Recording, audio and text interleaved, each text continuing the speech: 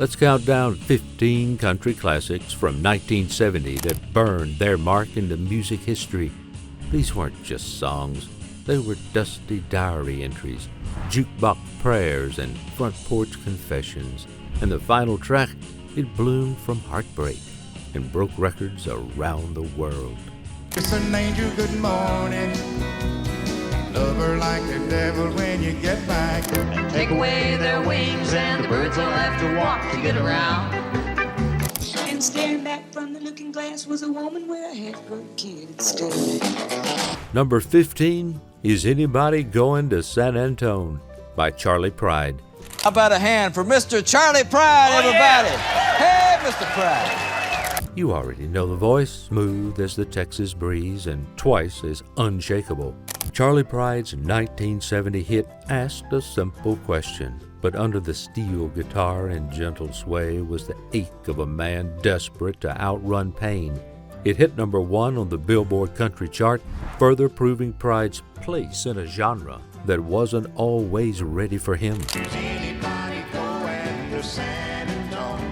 but needed him more than it knew.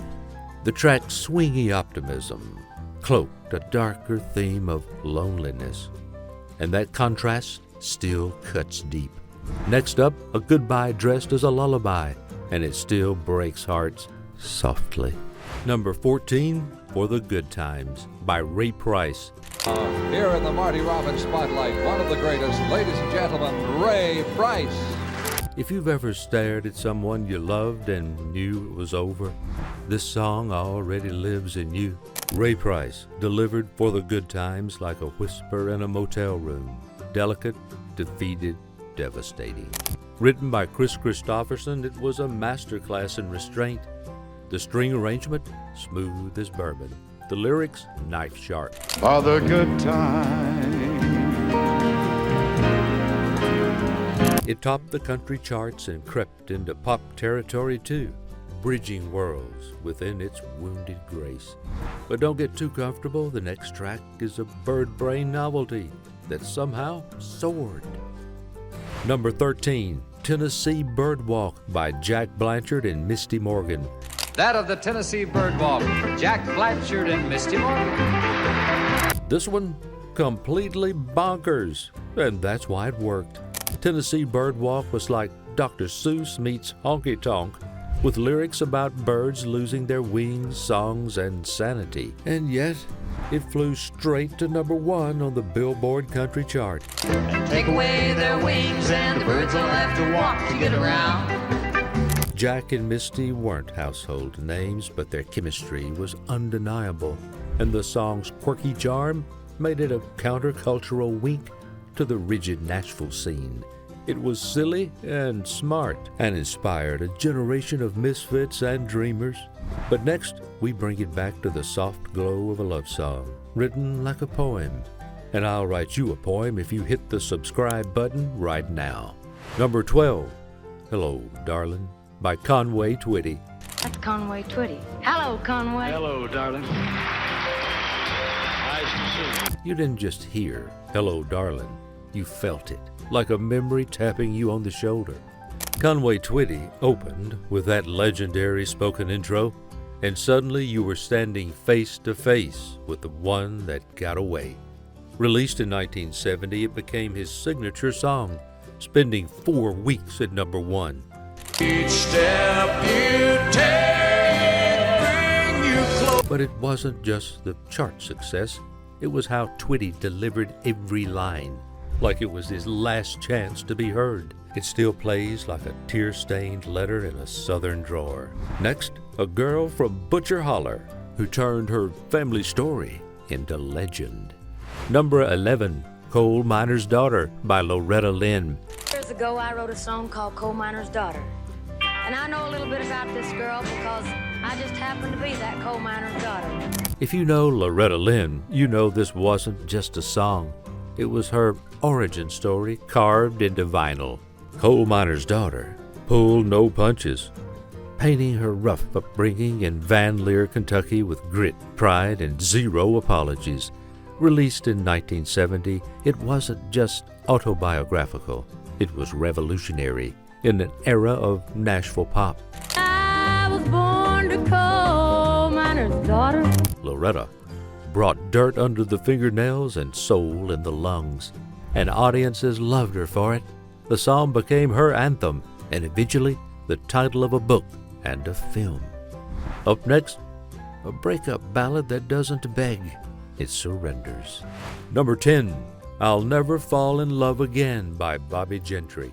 I'll never fall in love again.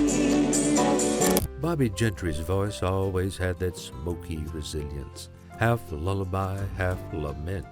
And in 1970, her take on I'll Never Fall in Love Again wrapped heartbreak in velvet. Originally penned by Burt Bacharach and Hal David, Bobbie brought it into the Southern Gothic world she ruled. I'll never fall in love again. The pain wasn't operatic. It was quiet, resigned, and that's what made it stick. Her delivery was effortless, her phrasing razor sharp. It may not have topped the country charts, but it echoed in coffee shops and kitchens where hearts were quietly breaking. But next, we're heading to jail, and this songwriter brought us along for the ride. Number 9, A Week in a County Jail by Tom T. Hall. One time I spent a week inside a little country jail, but I don't guess I'll ever. Only Tom T. Hall could turn a 7-day jail stint into a hilarious, poignant slice of American life. A Week in a County Jail was more than a story. It was an experience, released in late 1969, but climbing into 1970's cultural bloodstream. The first day I was there, I turned it down. Well, 2 days later, when I thought that I had... It hit number 1 and became Hall's first chart topper. His plain-spoken delivery made you feel like you were sitting right there, eating hot bologna, eggs, and gravy on a metal bench. It was dry, it was witty, and it was unshakably real, like all the best country tales. Coming up, a political firecracker disguised as a barroom anthem.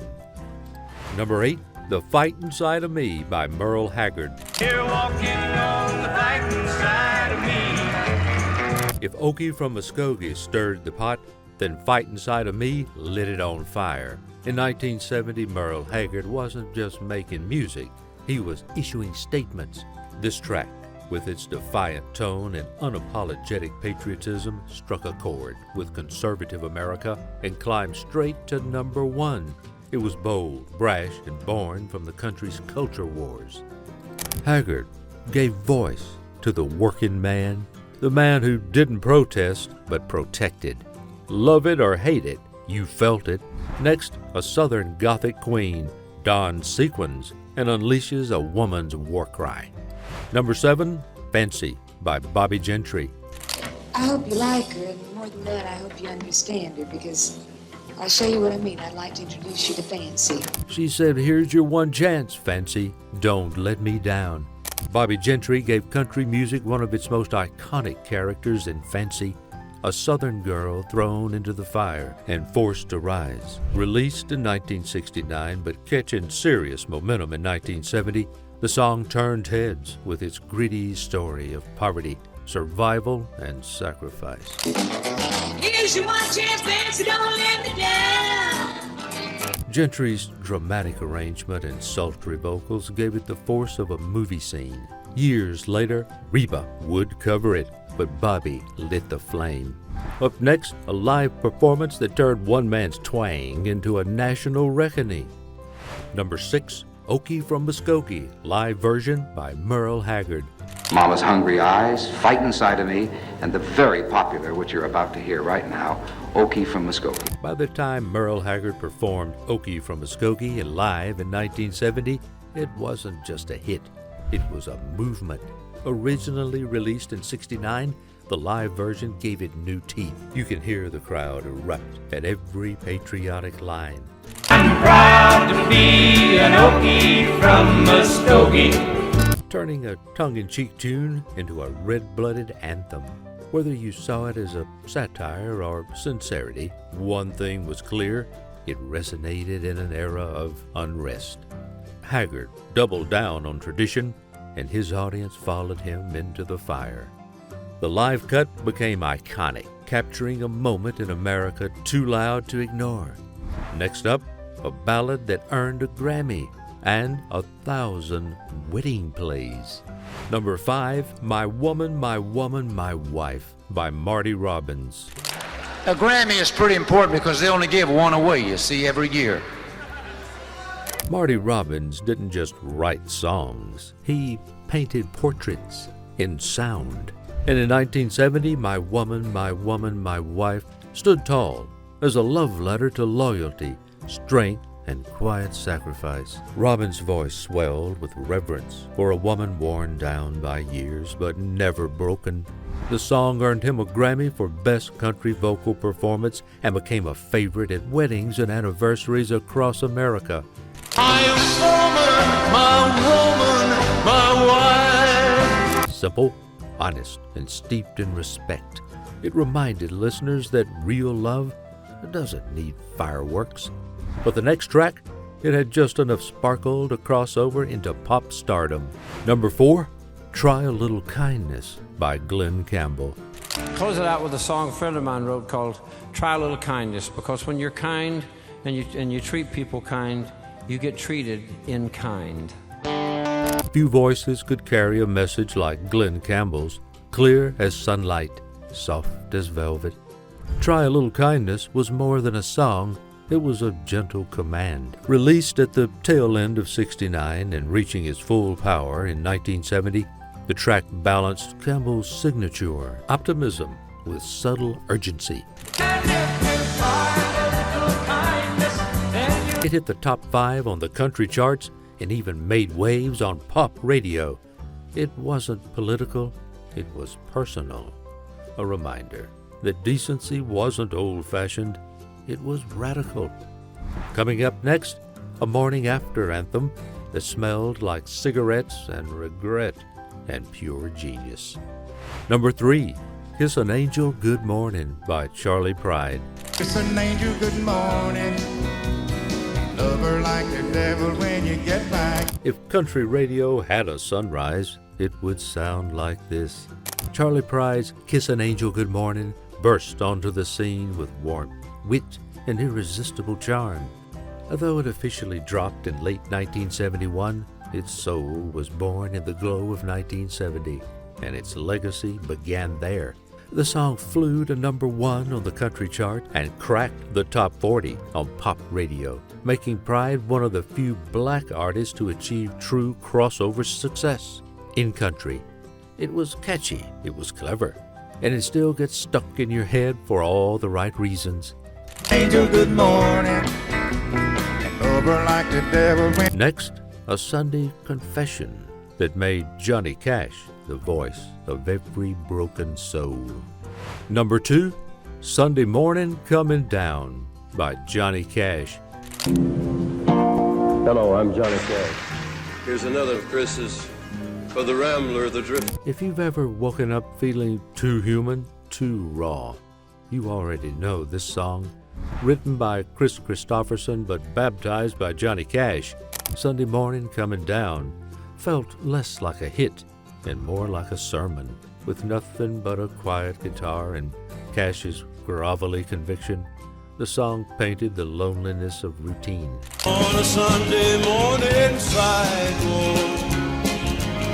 And the weight of addiction, doubt, and lost time. When he performed it on national television, censors asked him to cut a line. Cash refused. The song went to number 1, and a legend deepened. And finally, a garden grew from heartbreak and bloomed into a worldwide sensation.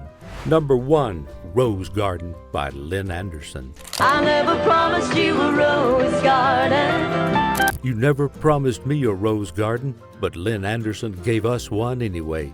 Released in 1970, this crossover juggernaut exploded onto country and pop charts alike, peaking at number 1 on country and number 3 on the Billboard Hot 100. Anderson's delivery balanced toughness and tenderness.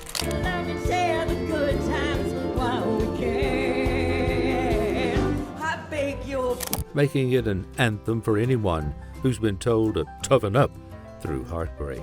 It won her a Grammy, rewrote what country pop could sound like, and became one of the most iconic female-led tracks in genre history. Even today, it blooms with strength, soul, and a little bit of steel. If you found this deep dive memorable, hit like and subscribe so we can keep this music alive. These weren't just tracks. They were sonic postcards from 1970, etched in vinyl and memory. Which of these songs hit you the hardest or surprised you the most? Next up, we're diving into 1974, where the ghost of glam and folk clashed on every stage. You won't believe what made the list. Click the video on screen now to keep this journey going. Some legends fade, others hide in plain sight.